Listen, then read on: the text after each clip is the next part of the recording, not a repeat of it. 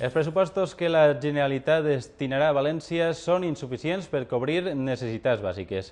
Ho ha manifestat este matí la portaveu socialista en l'Ajuntament, Carmen Alborch. Alborch també ha assenyalat que els pressupostos han crescut gràcies a les transferències de l'Estat.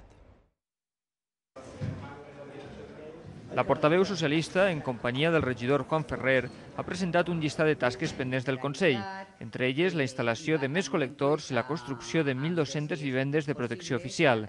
També ha criticat que l'alcaldessa presentara ahir els pressupostos de l'Ajuntament per al 2008 sense que al grup socialista se li comunicara ni la més mínima xifra d'aixòs comptes. Per últim, ha assenyalat que els pressupostos han crescut gràcies a les transferències de l'Estat i no a les de la Generalitat, que a hores d'ara deu 154 milions al consistori. El ayuntamiento está en el límite y cuando dicen el endeudamiento estará en el 105, no lo dudo, ya lo hicieron el año pasado. Se paralizó todas las inversiones como están ahora paralizadas. En gran medida podríamos decir que la alcaldesa de la ciudad reivindica intensísimamente ante el Gobierno central y sin embargo no reivindica ante el Consell las necesidades de la ciudad de Valencia.